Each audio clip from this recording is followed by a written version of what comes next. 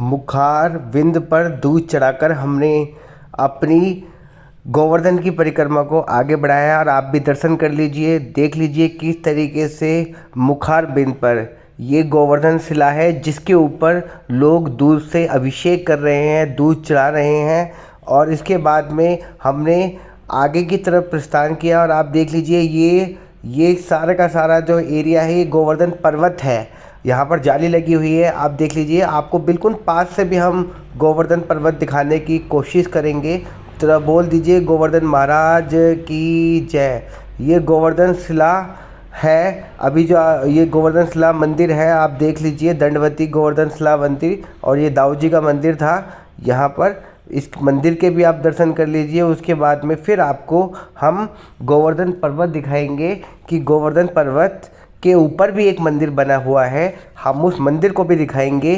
चलिए आप देख लीजिए गोवर्धन पर्वत। ये देख लीजिए कितना बड़ा विशाल गोवर्धन पर्वत था जो कि 21 किलोमीटर की परिक्रमा से पूर्ण होता है।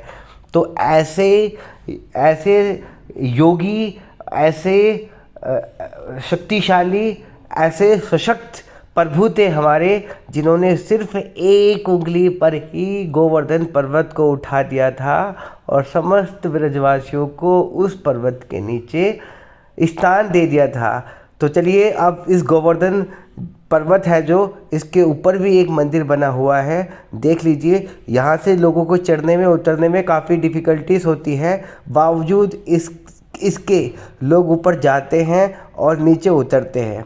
कई लोग ऊपर नहीं जाते, सिर्फ परिक्रमा में आगे बढ़ जाते हैं, लेकिन कई लोग ऊपर तक जाते हैं और फिर नीचे आते हैं। तो चलिए हम भी आज पहली बार हमने जब गोवर्धन की परिक्रमा की थी, तो ये जब की वीडियो है पार्ट 3। तो जब हम फर्स्ट टाइम गए थे तो हम भी इस मंदिर के दर्शन करके आए थे जो गोवर्धन पर्वत के ऊपर बना हुआ है। मुखार बिंद से आगे की तरफ जब आप जाएंगे तो ये वो रास्ता है। तो चलिए हम आपको इस स्थान के भी दर्शन करवाते हैं।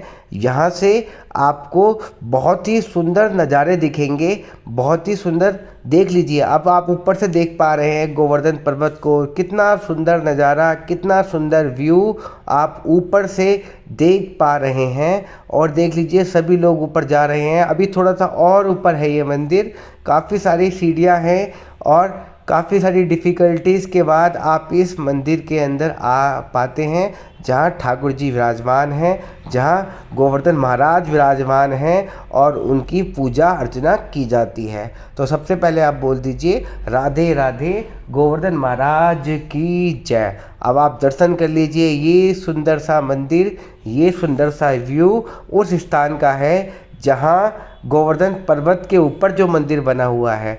चलिए हम आपको चारों तरफ से दिखाते हैं, आप भी चारों तरफ से देख लीजिए और बोल दीजिए राधे राधे। सुंदर नज़ारा, सुंदर व्यू, सुंदर दृश्य, मन को मोहित करने वाला दृश्य, मन को प्रसन्न कर देने वाला दृश्य। और अब आप भी कर लीजिए, देख लीजिए, ऊपर से दर्शन कर लीजिए। ये देख लीजिए कितना सुंदर व्यू, ऐसा लग रहा है जैसे हम किसी हेलीकॉप्टर में बैठ के और आपको नीचे का व्यू दिखा रहे हैं। लेकिन ये कोई हेलीकॉप्टर नहीं, ये तो गोवर्धन पर्वत के ऊपर चढ़कर हम आपको दिखा रहे हैं व्यू। अब चलिए हम नीचे की तरफ, मंदिर के दर्शन के बाद हम नीचे की तरफ आए। आप नीचे का भी दर्शन कर लीजिए कि लोग जैसे उतर के आते हैं तो कितनी डिफ़िकल्टीज होती है, लेकिन जो युवा साथी रहते हैं, बच्चे रहते हैं, वो आराम से चढ़ जाते हैं, उतर जाते हैं।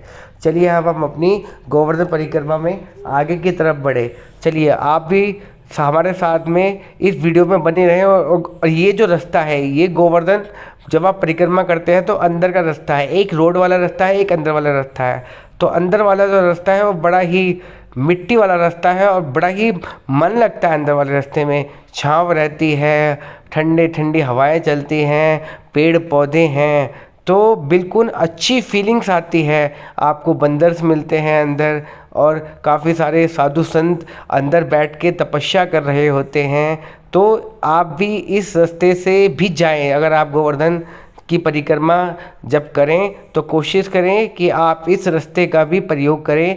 बहुत ही सुंदर ये रास्ता है, बहुत ही सुंदर नज़ारों के साथ में आप इस रास्ते पे आगे बढ़ें और साथ में निहारते रहें यहाँ पर गोवर्धन पर्वत को निहारना है आपको। निरंतर जब आप परिक्रमा करते हैं तो नाम जप करते रहना है। चलिए हम दोबारा से रोड की तरफ ही आ गए हैं और रोड की तरफ आके हमने दोबारा से रोड की तरफ ही प्रस्थान करना चालू कर दिया है। अंदर से हम रोड की तरफ आ गए हैं। तो चलिए आप भी हमारे साथ में बने रहें।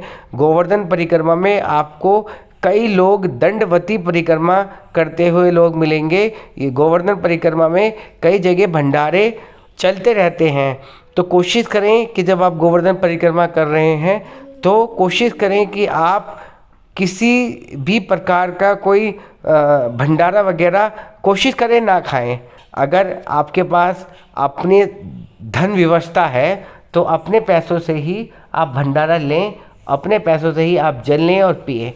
अगर आपकी ऐसी व्यवस्था नहीं है तो फिर आप ले सकते हैं और आप जल ग्रहण कर सकते हैं और आप प्रसाद ग्रहण कर सकते हैं।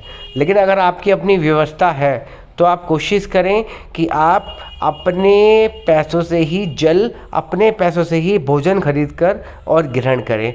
तो अभी आपने देखा कि हमने जो हमारी बड़ी परिक्रमा थी वो कंप्लीट कर ली है। अब हम छोटी परिक्रमा के अंदर प्रवेश करने वाले हैं। एक छोटी परिक्रमा और एक बड़ी परिक्रमा। अभी जो हमने 2 पार्ट में वीडियो देखी वो बड़ी परिक्रमा थी। अब हम छोटी परिक्रमा की तरफ बढ़ने वाले हैं। तो बोल दीजिए गोवर्धन महाराज की जय। अब यहाँ पर आप देखेंगे कि लक्ष्मी नारायण मंदिर है। जैसे ही आप परिक्रमा स्टार्ट करते हैं तो सबसे पहले लक्ष्मी नारायण मंदिर पड़ता है। इसकी आप परिक्रमा करेंगे इस मंदिर की। उसके बाद में फिर हम अपनी यात्रा को आगे की तरफ बढ़ाते हैं। गोवर्धन की यात्रा, गोवर्धन पर्वत की यात्रा, बहुत ही सुंदर सुंदर मार्केट्स है इसके अंदर। आप जब जाएंगे तो आप देखेंगे आपका बहुत मन लगेगा। आप बहुत सुंदर नज़ारों को देखते हुए आप आगे की तरफ बढ़ेंगे और साथ में नाम कीर्तन जरूर करते रहें। चाहे गोवर्धन महाराज का करते रहें, चाहे राधा रानी का करते रहें, जो भी नाम आपको मिल रहे हैं उस नाम का गुणगान करते हुए और एकांतिक आप आगे की तरफ चलते रहें। लोग यहाँ पर ग्रुप्स में आते हैं, टोलियों में आते हैं, लेकिन सबसे अच्छा जो बताया गया है वो है इट्स सेल्फ, अपने आप में चिंतन, अपने आप में मनन और सिर्फ एक नाम राधा नाम, एक नाम प्रभु का नाम, एक नाम हरि का नाम। तो हम भी वही करते हुए अपने मार्ग में आगे बढ़ रहे हैं। आप भी हमारे साथ में इस यात्रा में आगे बढ़ते रहें। और यह देख लीजिए भंडारे जगह जगह होते रहते हैं। पानी की व्यवस्था जगह जगह गोवर्धन परिक्रमा में रहती है। तो अगर आपको प्यास लगती है तो आप पानी बेशक पी लीजिए, लेकिन कोशिश करें अगर आप फाइनेंशियली थोड़े से भी ठीक हैं तो आप प्रसाद ग्रहण ना करें। आप कोशिश करें कि आप अपने पैसों से ही प्रसाद ग्रहण करें। ऐसा नहीं है कि रास्ते में गाजर का हलवा मिल रहा है, रास्ते में आपको गज्जक कुल्फ़ी मिल रही है तो आप खूब पाड़ते हुए आगे की तरफ जा रहे हैं। ऐसा बिल्कुल भी ना करें। जितना आप पुण्य नहीं कमा पाएंगे उससे ज़्यादा आप पाप अर्जित करके चले जाएंगे। तो कोशिश करें कि आप जब गोवर्धन की परिक्रमा करें तो कोशिश करें निर्जला करने की। निर्जला ना हो पाए तो खा पी कर करें, लेकिन अपने पैसों से खा पी कर करें। ठीक है, चलिए यहाँ पर आप देखेंगे कि इस परिक्रमा में आपको दंडवती परिक्रमा वाले बहुत सारे लोग मिलेंगे जो दंडवत लेट के करते हैं। लोगों ने गोवर्धन परिक्रमा में अपना पूरा का पूरा जीवन खपा दिया है। कई लोगों की परिक्रमा 12 साल में जाके ख़त्म होगी तो कई लोगों की परिक्रमा 24 साल में ख़त्म होगी। तो अपने पूरे जीवन को उस प्रभु के नाम समर्पित कर देना, उस इष्ट के नाम समर्पित कर देना, ये सबसे बड़ा तप है, सबसे बड़ी साधना है। देखिए प्रसाद जगह जगह वितरण हो रहा है। कोई खिचड़ी का प्रसाद दे रहा है तो कोई पूरी सब्जी का प्रसाद दे रहा है।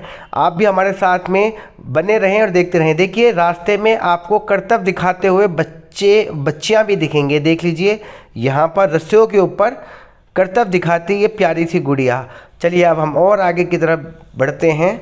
और दोस्तों आपको छोटे छोटे बच्चे यहाँ पर भीख मांगते हुए भी मिलेंगे, लेकिन आप उनको भीख ना दें। आप बेशक उनको कुछ खिला पिला दें लेकिन भीख ना दें। देखिए दंडवती परिक्रमा वाले बाबा जो पीछे थे आपने देखा होगा, हमने आपको दिखाने की कोशिश भी करी। तो चलिए बोल दीजिए बोल दीजिए गिरिराज महाराज की जय, श्री राधा रानी की जय। देख लीजिए ये जो सामने आप देख रहे हैं ये अंधे हैं, अंधे होके ये नाम कीर्तन कर रहे हैं, नाम जप कर रहे हैं।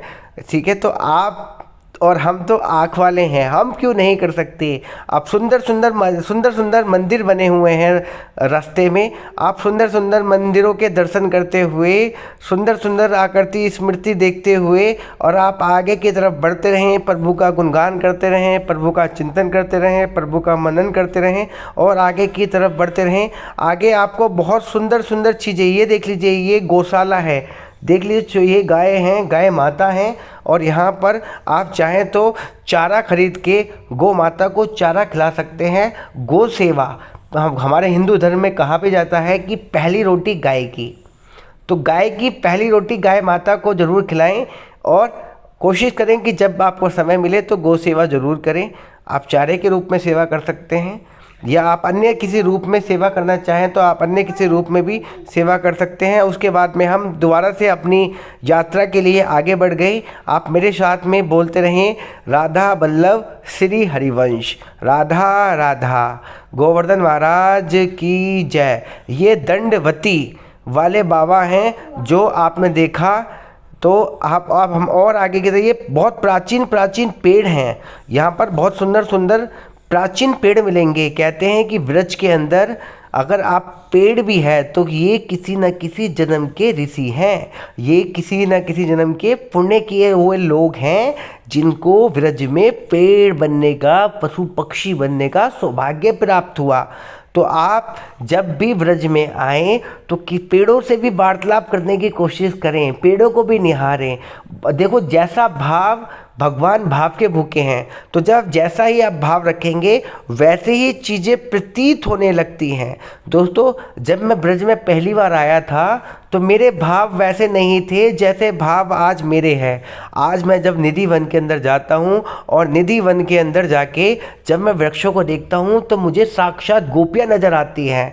तो मैं उस तरीके से उस भाव में अब पेड़ों को देखता हूँ। अब मैं जब यमुना नदी को देखता हूँ तो मैं माँ के रूप में देखता हूँ कि यमुना मैया ने अपने आप को इस ऐसा बनाया हुआ है। चलिए अब आप राधा कुंड के दर्शन कर लीजिए, राधा रानी के कुंड के दर्शन कर लीजिए और बोल दीजिए राधा रानी सरकार की जय, राधा बल्लभ सरकार की जय। सुंदर सा ये कुंड है और इस कुंड की विशेषता बहुत सारी है। जिनकी संतान उत्पत्ति नहीं हो पा रही तो कहा जाता है कि इस कुंड में स्नान करने से उनकी संतान की उत्पत्ति हो जाती है। किसी को किसी प्रकार का कोई कुष्ठ रोग है, किसी को किसी प्रकार की कोई स्किन डिजीज़ है तो इस कुंड में नहाने से उसकी वो प्रॉब्लम्स भी ठीक हो जाती है, ऐसा बताया जाता है। अब हम और आगे की तरफ चलते हैं और आप इस ललिता कुंड भी है, ललिता कुंड के भी दर्शन कर लीजिए और बोल दीजिए ये ललिता हमारी राधा रानी की फ्रेंड थी, ललिता सखी। तो ऐसी बहुत सारी चीज़ें आपको रास्ते में देखने को मिलेंगी जब आप श्री गोवर्धन की परिक्रमा के लिए आगे बढ़ेंगे।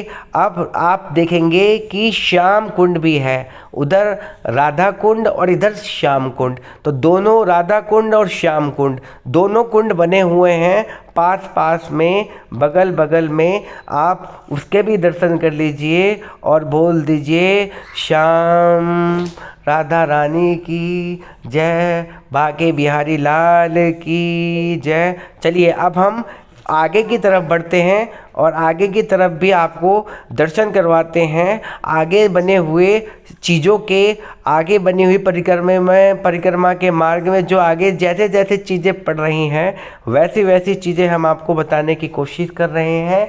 अभी कुछ जगह और हैं ब्रज के अंदर जो आपको देखनी चाहिए और हम कोशिश भी करेंगे कि हम आपको वो सारी चीज़ें, वो सारे स्थान दिखाते रहें जो ब्रज के अंदर मौजूद है। तो चलिए आप बोल दीजिए राधा रानी की जय, राधा रमण सरकार की जय, गोवर्धन महाराज की जय। चलिए, अब बहुत सारी ये जो मार्केट है, जो राधा कुंड है, इसके चारों तरफ बहुत सुंदर मार्केट बनी हुई है, जहाँ से आप कंठी ले सकते हैं, जहाँ से आप तुलसी माला ले सकते हैं, जहाँ से आप माला जपने के लिए माला ले सकते हैं, यहाँ से आप कोई पुस्तक ले सकते हैं। तो ऐसी बहुत सारी चीज़ें आप इस परिक्रमा के मार्ग में बनी हुई दुकानों से आप ले सकते हैं। यहाँ से आप राधा रानी को भी ला सकते हैं। तो आपने देखा कई लोग बरसाने से लाते हैं, तो कई लोग राधा कुंड से लाते हैं। तो अभी आप देख लीजिए, एक बार हम श्याम कुंड के दर्शन आपको और करवा देते हैं। आप भी श्याम कुंड के दर्शन भी कर लीजिए और बोल दीजिए श्याम भगवान की जय। दोस्तों, श्याम जो नाम है ये हमारे प्रभु का नाम है, हमारे कृष्ण का नाम है। जो खाटू श्याम है, ये भी खाटू श्याम जी को श्याम बोला जाता है, लेकिन वो हमारे कृष्ण जी का द्वारा दिया गया नाम ही है, जिसके नाम से खाटू श्याम जी खाटू श्याम को प्रदान किया हुआ नाम हमारे कान्हा का है, हमारे लाला का है, हमारे कन्हैया का है। तो चलिए अब आपको और दर्शन करवाते हैं।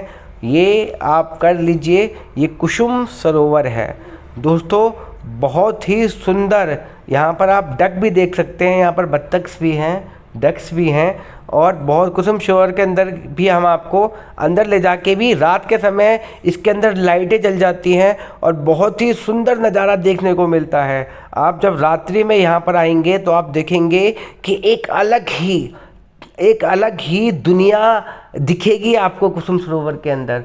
तो आप भी कुसुम सरोवर के दर्शन कर लीजिए और बोल दीजिए कुसुम सरोवर की जय, राधा रानी सरकार की जय, गोवर्धन महाराज की जय।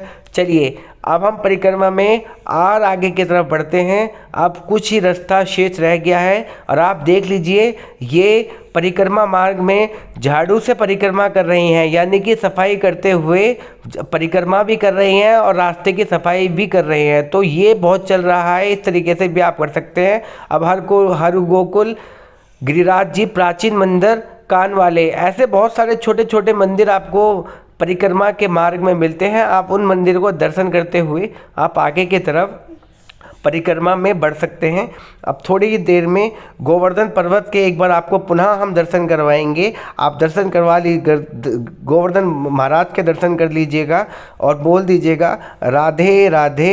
ये देख लीजिए गिरिराज पर्वत, ये भी गिरिराज पर्वत बताते हैं। गिरिराज पर्वत से किसी भी प्रकार की जो शिला है वो नहीं लानी चाहिए, उनको नहीं लाना चाहिए। आप रज ला सकते हैं, आप ब्रज से आप यमुना का जल ला सकते हैं, आप ब्रज से कंठी माला ला सकते हैं, लेकिन ब्रज से ना तो आप तुलसी लेके आएँ, ना आप कोई शिला लेके आएँ, क्योंकि ऐसा लाना बड़ा अभिशाप वाली चीज़ें हैं, मना किया जाता है। तो चलिए अब आप आ जाइए और देख लीजिए, बहुत ही सुंदर यहाँ पर मंदिर बना हुआ है। तो आपने इस मंदिर के भी दर्शन करें। गिरिराज मुखारबिंद के नाम से ये मंदिर है, इस मंदिर के भी आपने दर्शन करें। अब हम आपको और आगे की तरफ ले जाते हैं और परिक्रमा के मार्ग में जो जो चीज़ें पड़ रही हैं वो मैं आपको बताने की कोशिश कर रहा हूँ। आप वीडियो में हमारे साथ में बने रहें और बोल दीजिए राधे राधे। देख लीजिए बाहर से भी आपको दिखाने की ठाकुर श्री गिरिराज जी। अब आप आ गए हैं मानसी गंगा, ठीक है। व्रज के अंदर गंगा नहीं थी तो श्री कृष्ण के आवाज़ से गंगा भी प्रकट हो गई थी। तो हम आपको गंगा के भी, मानसी गंगा के भी हम दर्शन करवाएंगे और बोल दीजिए राधा वल्लभ श्री हरिवंश गोवर्धन महाराज की जय, श्री राधा रानी की जय, बाके बिहारी लाल की जय, यशोदा मैया की जय, नंद बाबा की जय। और आप देख लीजिए अब थोड़ी ही देर में, बहुत ही सुंदर है ये जो मानसी गंगा वाला जो स्थान है, इसके अंदर बहुत सुंदर सुंदर मंदिर बने हुए हैं। आप भी जब मानसी गंगा के अंदर आए तो दर्शन कर लीजिए। यहाँ हनुमान जी की बहुत अच्छी फ़ोटो है, बहुत अच्छी छवि है, आप यहाँ देखेंगे। और अब देख लीजिए मानसी गंगा में किस तरीके से टोटी लगाई हुई है और यहाँ से पानी निकल रहा है और यहाँ से लोग नहाते हैं इसमें मानसी गंगा में। तो आप जब भी आएँ तो मानसी गंगा में भी स्नान करके जाएं, आपको वही अनुभव होगा जो अनुभव आपको हरिद्वार में होता है, उससे भी सुखद अनुभव होगा, क्योंकि आप व्रज के अंदर मानसी गंगा के अंदर आप स्नान कर रहे हैं। और आप मंदिर के अंदर के दर्शन भी कर लीजिए, मंदिर के अंदर के भी दर्शन कर लीजिए और बोल दीजिए राधे राधे। अब हमने अपनी ऑलमोस्ट परिक्रमा को कंप्लीट कर लिया है, आप बिल्कुल लास्ट के क्षण रह रहे हैं परिक्रमा के। इसको करने के बाद हम अपनी गोवर्धन की पूरी परिक्रमा कंप्लीट कर लेंगे, जो कि 21 किलोमीटर की परिक्रमा होती है। और लास्ट में कुछ दुकानें हैं, इन दुकानों को देखते हुए हम आगे की तरफ बढ़ रहे हैं। लास्ट समय चल रहा है और इसी प्रकार से हमने अपनी गोवर्धन की जो परिक्रमा है उसको कंप्लीट कर लिया है। और इसी के साथ आप बोल दीजिए राधे राधे राधे राधे। गोवर्धन महाराज की जय, श्री राधा रानी की जय, श्री बाके बिहारी लाल की जय। आप यहाँ पर ब्रजवासी पेड़े भी ले सकते हैं। गिरिराज पर्वत की परिक्रमा के बाद आप यहाँ से पेड़े लेके, बड़े ही फेमस पेड़े हैं यहाँ के, आप यहाँ से पेड़े लेके आप अपने घर को जा सकते हैं।